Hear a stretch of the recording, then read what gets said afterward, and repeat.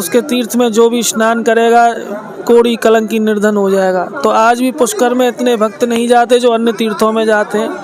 भगवान को सभी तीर्थों ने स्नान कराया। भगवान से विनती एक नए ब्लॉग में आप लोगों का स्वागत है। मैं हूँ गोवर्धन में मैं परिक्रमा मार्ग पे ही हूँ और परिक्रमा मार्ग पे ही आता है राधा रानी कुंड। और राधा रानी कुंड की महिमा क्या है, यहाँ के जो पंडित जी है उनसे बात करने का हम कोशिश करेंगे और क्या महिमा है उनसे पता करेंगे। तो चलते हैं, पहले राधा रानी को कुंड का दर्शन करते हैं, फिर पंडित जी से हम बात करेंगे। तो आप लोग दर्शन कर सकते हैं, ये है राधा रानी कुंड और राधा रानी ने यहाँ पे अपने कंगन से कुंड का निर्माण किए थे। और यहाँ पे देखिए भक्तों का जन सैलाब देख सकते हैं, भक्तगण यहाँ पे स्नान कर रहे हैं।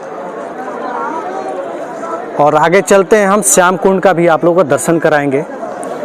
तो अभी ये आप लोग राधा रानी कुंड का दर्शन कीजिए।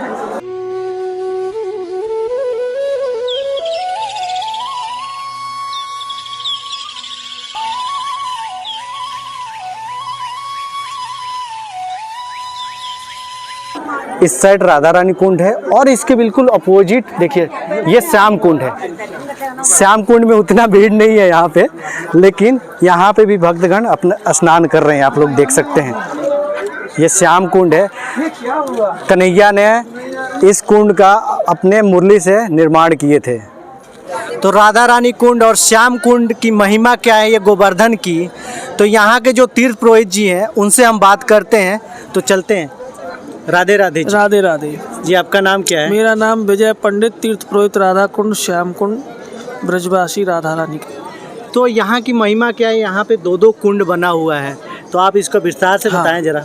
देखिए, जिस पावन स्थान का आप लोग दर्शन कर रहे हैं, हाँ। इस पावन स्थान का ग्रंथों में जो नाम है वो अरिष्टखेरा है।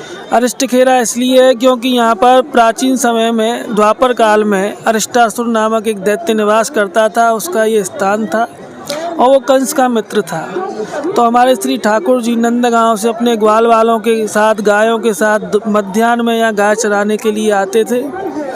तो कंस ने उससे कहा कि जाओ, कृष्ण मेरे काल बन के आए हैं, मेरी मृत्यु बन के आए हैं, आप जाओ और उनको मार के आओ। आप उनको मार दोगे तो मैं अपना आधा राज्य आपको दे दूंगा।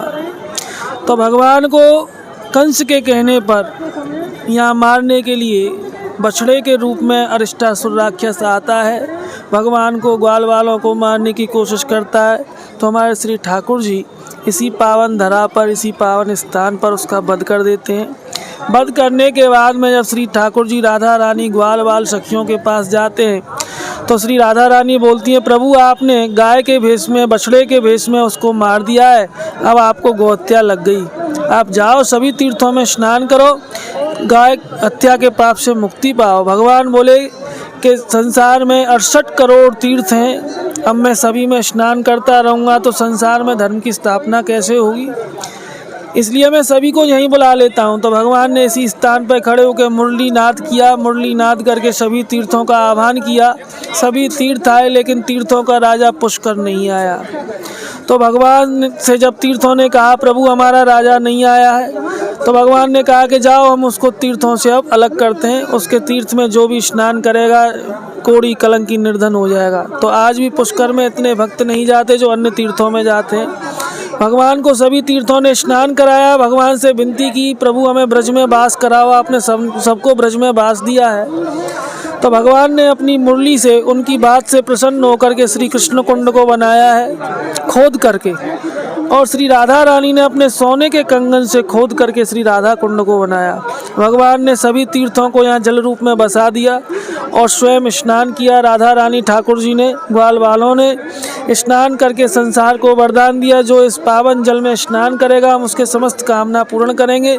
श्री लाडली जी, प्रिया जी, किशोरी जी ने यह आशीर्वाद दिया कि जो मेरे जल में स्नान करेगा, जिस माता पे, बहन पे संतान नहीं है, गोद सूनी है, मैं उसकी गोद भरूंगी, उसको संतान दूंगी, पुत्र दूंगी। तो कार्तिक मास की अष्टमी को रात्रि के 12 बजे यह पर्व मनाया जाता है। देश विदेशों से 10-20 लाख जोड़े अपने अपने जोड़े से आते हैं। श्री राधा रानी के लिए एक पैठे का फल का संकल्प व्रत करते हैं, विसर्जन करते हैं और लाडली जी की कृपा से उनके सभी मनोरथ पूरे होते हैं, संतान सुख की प्राप्ति होती है। इधर राधा रानी, इधर श्याम, दोनों जल रूप में विराजमान है। ये राधा रानी कुंड है, ये राधा कुंड साइड और वाला श्याम कुंड, श्याम कुंड है। ये दोनों का मिलन है। इसी को राधा कुंड श्याम कुंड संगम कहते हैं। बीच में हमारे श्री ठाकुर जी गिरिराज महाराज मध्याह्न में विराजमान है। राधा कुंड श्याम कुंड गिरी गोवर्धन, मधुर मधुर बंशी बाजे यही वृंदावन। ये संतों की भूमि है। संत निरंतर यहाँ भजन कीर्तन ध्यान प्रभु का करते रहते हैं। हर समय कीर्तन होता है। ये वो पावन धरा है जो विश्व में क्या पूरे ब्रह्मांड में सबसे अलग है। प्रभु का ये घर है, प्रभु का धाम है, ब्रज है। ये तो साक्षात गौलोक है एक। साक्षात गौलोक वृंदावन धाम। और ये राधा रानी ने कुंड कैसे बनाए थे? किशोरी जी ने अपने कंगन से खोद करके इस कुंड का निर्माण किया। किशोरी जी बोली अब आप अपने हाथों से कृष्ण कुंड बना रहे हो तो मैं भी अपने हाथों से एक कुंड बनाऊंगी जिससे जन कल्याण हो, लोगों का उद्धार हो।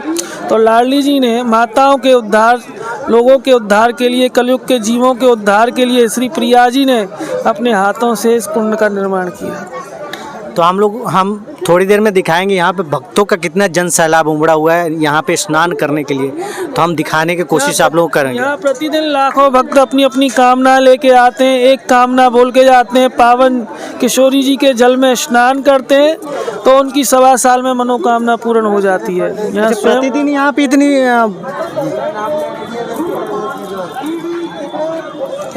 प्रतिदिन यहाँ पे इतना जन सैलाब रहता है भक्तों का? हाँ, इतना ही रहता है। अच्छा, तो हम कुंड भी दिखाएंगे और यहाँ पे जो भक्तगण आए हुए हैं, स्नान कर रहे हैं, उनका भी दर्शन कराएंगे। तो चलते हैं, कुंड का भी दर्शन करते हैं। इस साइड राधा रानी कुंड है और इसके बिल्कुल अपोजिट देखिए ये श्याम कुंड है। श्याम कुंड में उतना भीड़ नहीं है यहाँ पे, लेकिन यहाँ पे भी भक्तगण अपना स्नान कर रहे हैं। आप लोग देख सकते हैं ये श्याम कुंड है।